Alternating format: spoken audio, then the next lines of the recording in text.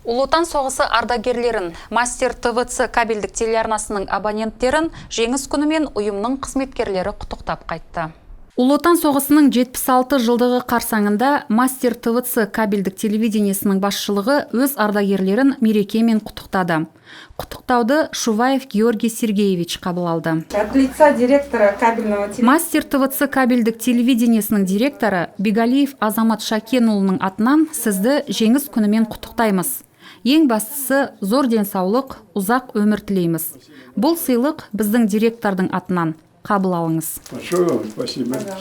Мастер ТВЦ телевидениесінің басшылығы өз қолдарымен жеңісті жақындатқан, елін қалыпқа келтірген адамдарға өз зор алғыстарын білдірді. Олардың арасында соғыс ардагері Федоров Иосиф Куприянович. С днем Великой Победы 9 мая. Сізді ұлы жеңіс күнімен құттықтаймыз.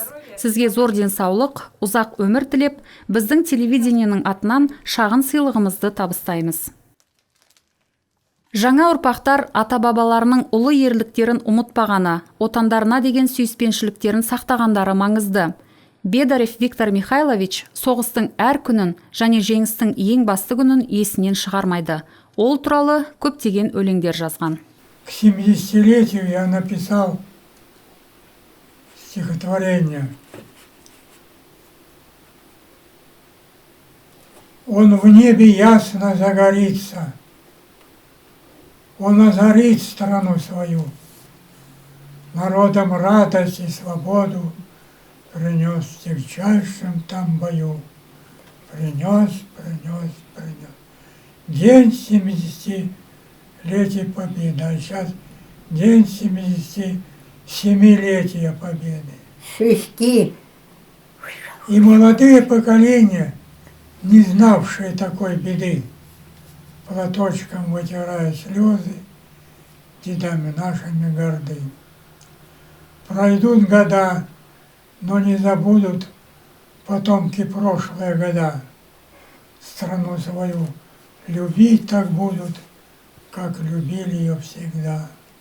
Вот, И пусть запомнят все народы, живущие на всей земле, что мир народам и свободу деды дарили на земле.